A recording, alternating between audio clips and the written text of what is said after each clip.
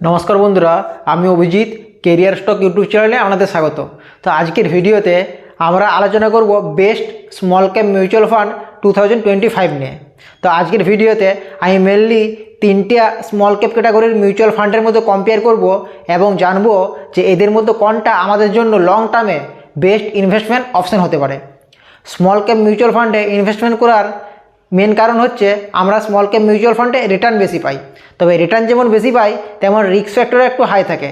आपनि जोदि aggressive investor हन तबे किन्तु स्मल कैप म्यूचुअल फांडे इनभेस्टमेंट करबेन। माने आपनि जोदि चान एकटु बेशी रिस्क निये भालो रिटार्न जेनारेट करते तबे किन्तु स्मल कैप म्यूचुअल फांड आपनार जोन्नो बेस्ट इनभेस्टमेंट अपशन। आपनि जोदि एई एकटु रिस्क निये আপনি যদি স্মল ক্যাপ মিউচুয়াল ফান্ডে আপনি ইনভেস্টমেন্ট করতে পারেন এবং 1-2% অন্যান্য যে ফান্ড আছে large cap mid cap flexi cap এইসব ফান্ডের তুলনায় যদি 1-2% বেশি রিটার্ন জেনারেট করতে পারেন না, সেটা লং টার্মে কিন্তু আপনার ওয়েলথকে কয়েক গুণ বাড়িয়ে দেবে।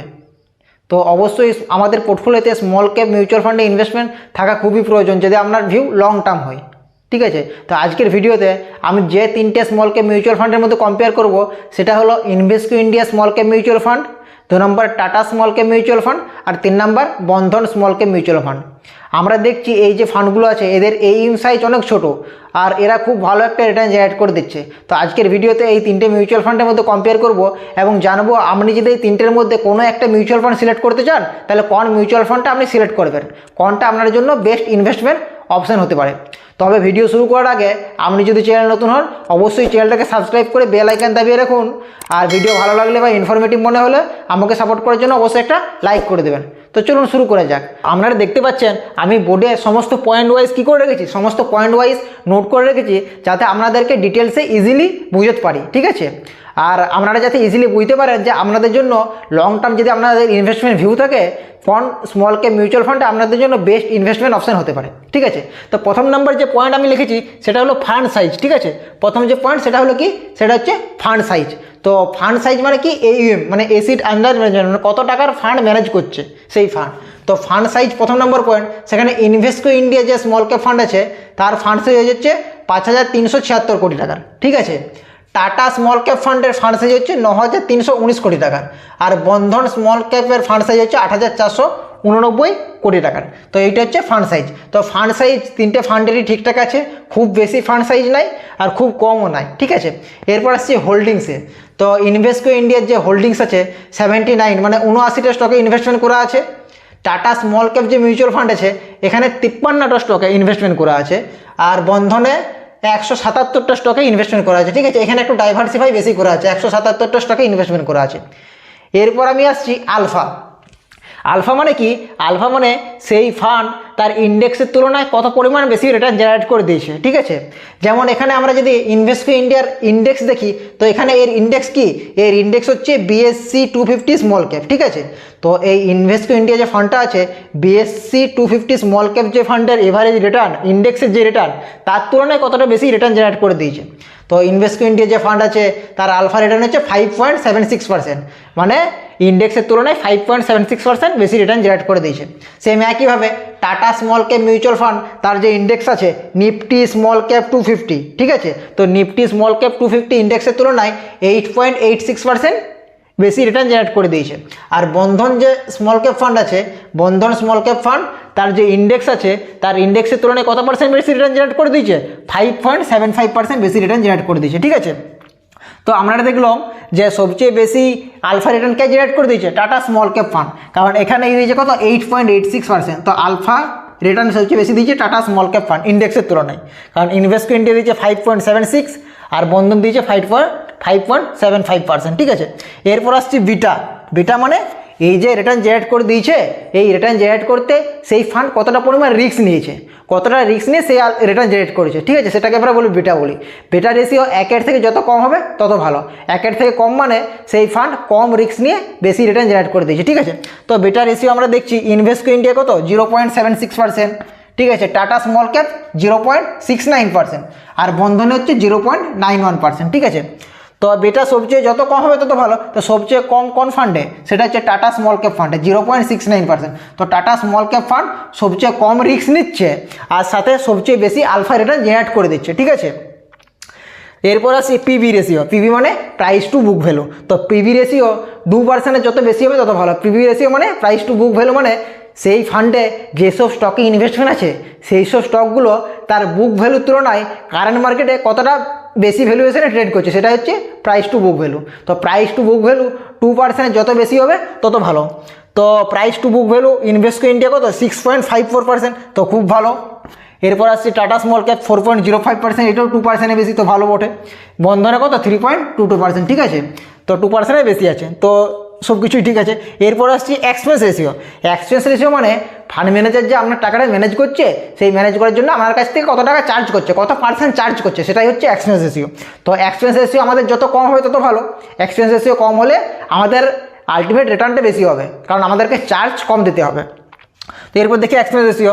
ইনভেস্টকো India expense ratio 0.41%, Tata small ক্যাপে এক্সপেন্স রেশিও 0.34%, আর বন্ধনে এক্সপেন্স রেশিও 0.38%।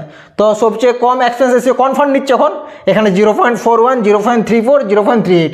তো টাটা স্মল ক্যাপ ফান্ডে এক্সপেন্স রেশিও কি, এক্সপেন্স রেশিও কম আছে টাটা স্মল ক্যাপ ফান্ডে, ঠিক আছে। এরপর কি আসবো? এরপর আসবো আমরা এক্সিট লোড। এক্সিট লোড মানে যে ফান্ডে আপনি ইনভেস্টমেন্ট করেন সেই ফান্ডে একটা টাইম পিরিয়ড থাকে, সেই টাইম পিরিয়ডের আগে যদি আপনি টাকা রিডিম করেন না, তো আপনাকে একটা চার্জ দিতেই, সেটা বলে এক্সিট লোড, ঠিক আছে। তো ইনভেস্টকো ইন্ডিয়াতে এক্সিট লোড কত?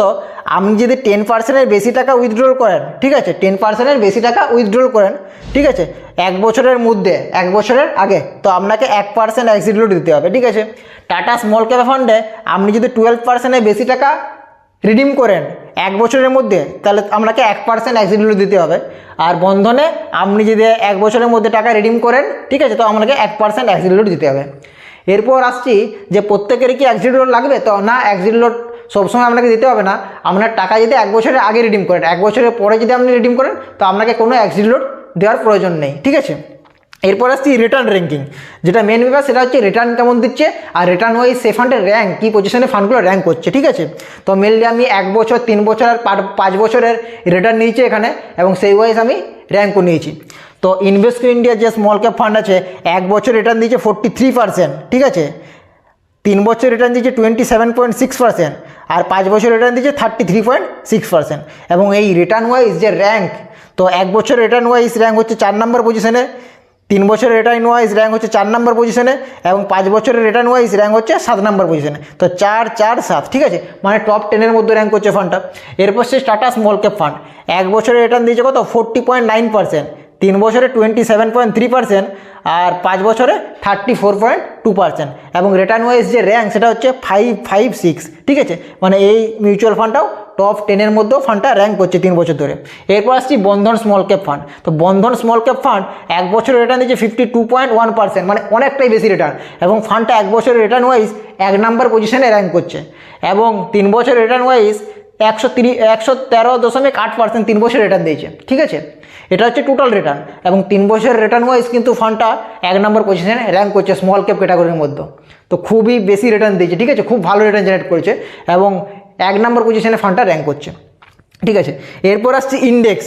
ইন্ডেক্স তো আমি আগেই আপনাদেরকে বললাম কোন ফান্ড কোন ইন্ডেক্স ফলো করে, যেমন Invesco India BSE 250 small cap, Tata Nifty small cap 250, আর বন্ধন BSE 250 স্মল ক্যাপ।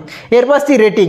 এই সমস্ত বিষয়ের উপর না আমাদের যে রেটিং এজেন্সি আছে, ক্রিসিল, এইসব যে রেটিং এজেন্সি আছে, ঠিক আছে, এরা সমস্ত কিছু বিষয়ের উপর ফান্ডের লাস্টে ওভারঅল একটা রেটিং দেয়, ঠিক আছে। তো কোনো ফান্ডের রেটিং যদি 5 স্টার হয় তো খুবই ভালো, 4 স্টার হলো ভালো, ঠিক আছে। তো রেটিং যদি দেখি আমরা দেখবো ইনভেস্টকো ইন্ডিয়া ফান্ডের যে রেটিং সেটা হচ্ছে 4 স্টার, তো ঠিক আছে। টাটা স্মল ক্যাপের রেটিং হচ্ছে 5 স্টার, আর বন্ধন স্মল ক্যাপের রেটিং হচ্ছে 3 স্টার, ঠিক আছে। তো এইটা হচ্ছে এই 3টে ফান্ডের ওভারঅল অ্যানালাইসিস। এরপর আপনারা যদি বলেন যে আমাদের কোন ফান্ড সিলেক্ট করা উচিত, আমাদের লং টার্ম ইনভেস্টমেন্টের জন্য কোন স্মল ক্যাপ ফান্ডটা আমাদেরকে লং টার্মে ভালো রিটার্ন জেনারেট করে দিতে পারে, তো আমি বলবো অবশ্যই আমরা যদি লং টার্ম ভিউ রেখে ইনভেস্টমেন্ট করেন তো অবশ্যই টাটা স্মল ক্যাপ মিউচুয়াল ফান্ডের সাথে যেতে পারেন। কারণ এখানে আমরা দেখলাম এর বেটা রেশিওও কম, মানে খুব কম রিস্ক নিয়ে, সাথে আলফাও বেশি, মানে একটু বেশি পরিমাণ আলফা জেনারেট করে দিচ্ছে, আলফা রিটার্ন জেনারেট করে দিচ্ছে, ঠিক আছে। সাথে এক্সপেন্স রেশিও অন্যান্য এই দুটো ফান্ডের তুলনায় এক্সপেন্স রেশিও অনেকটা কম লাগছে। আর রেটিং যদি দেখি তো ক্রিসিল যে রেটিং দিচ্ছে সেখানে 5 স্টার রেটিংও আছে। তো আপনি যদি লং টার্ম ইনভেস্টমেন্ট করতে চান তো টাটা স্মল ক্যাপ মিউচুয়াল ফান্ডের সাথে যেতে পারেন। এছাড়াও আপনার যদি বন্ধন বা ইনভেস্টকো ইন্ডিয়াতে আপনার যদি ইনভেস্টমেন্ট থাকে, ঠিক আছে, তো আপনি এটা কন্টিনিউ করতে পারেন, অসুবিধার কোনো কারণ নেই। তবে আমার চয়েস যেটা সেটা হচ্ছে টাটা স্মল ক্যাপ ফান্ডে আপনি লং টার্মে যেতে পারেন। তো টাটার স্মল ক্যাপের যে পয়েন্টগুলো সেগুলো আমার খুবই ভালো লাগলো। তো আজকের এই ভিডিওটা আমাদের কেমন লাগলো, যদি ভালো লাগে, ইনফরমেটিভ মনে হয় তবে অবশ্যই লাইক করে দিবেন, আর চ্যানেল নতুন হলে অবশ্যই চ্যানেলটাকে সাবস্ক্রাইব করে রাখুন। আর আপনাদের যদি কিছু জানার থাকে mutual fund related, ETF related, ঠিক আছে, তো আপনারা ভিডিওর নিচে কমেন্ট করুন, আমি প্রত্যেকে রিপ্লাই দেওয়ার চেষ্টা করব, বা পারলে সম্ভব হলে আমি সেই টপিকের উপর ভিডিও নিয়ে আসবো, ঠিক আছে। তো চলুন, দেখা হবে নেক্সট ভিডিওতে। ধন্যবাদ।